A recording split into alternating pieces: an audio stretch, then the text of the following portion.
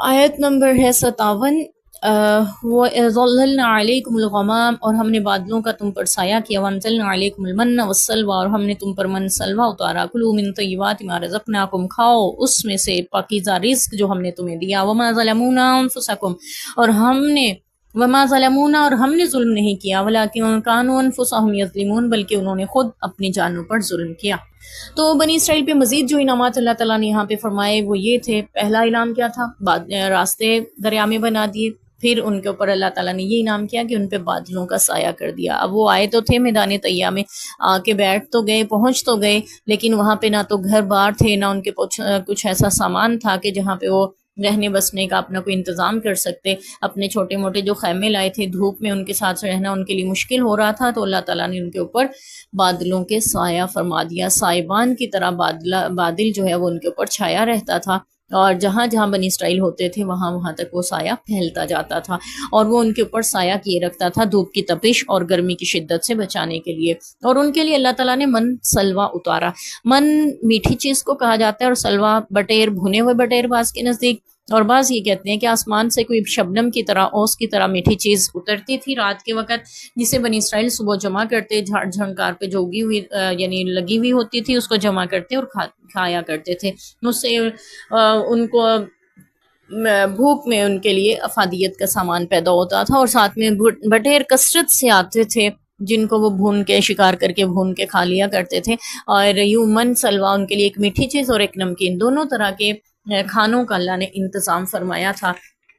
اور پھر ان سے کہا تھا کہ ان میں سے پاکیزہ چیزیں جو ہم نے تمہیں عطا کی ہیں وہ کھاؤ، یعنی حلال رزق اللہ نے عطا کیا، پاکیزہ عطا کیا، تو اس لیے تم اس میں سے کھاؤ۔ وما ظلمونا، ہم نے ظلم نہ کیا، ولیکن کانوا انفسہم یظلمون، بلکہ وہ خود اپنے اوپر ظلم کرنے والے تھے۔ اس سے مراد یہ لیا جاتا ہے کہ اللہ تعالیٰ نے تو ان پہ احسانات کیے، لیکن انہوں نے ہر احسان کا بدلہ نہ شکری سے چکایا، تو پھر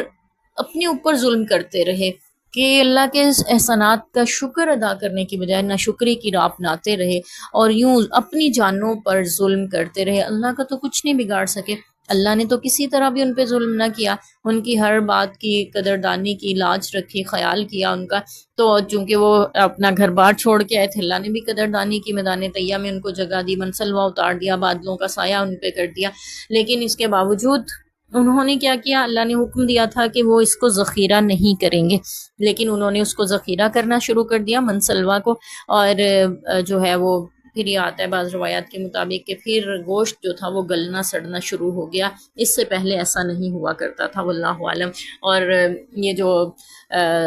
گندم وغیرہ میں گھن کیڑا لگ جاتا ہے، سسری وغیرہ، تو یہ بھی تب سے ہی لگنا شروع ہوا جب بنی اسرائیل نے اس کو ذخیرہ کرنا شروع کیا، واللہ عالم۔ یعنی ظلم دو طرح سے تھا، ایک تو اللہ کے احکامات جو تھے ان کو نہ مانا، اور دوسرا جو اللہ تعالیٰ کا شکر کرنا تھا وہ نہ کیا۔ تو ہمیں بھی ان دو چیزوں سے رکنا چاہیے، ہمیں بھی اللہ کا شکر گزار بننا چاہیے، اور اللہ تعالیٰ نے جو احکام دیے ان پہ عمل کرنا چاہیے، ورنہ ہم بھی ظالموں سے۔ اللہ کے احکامات کو توڑنے سے، نافرمانی سے بچنا بھی ضروری ہے، اور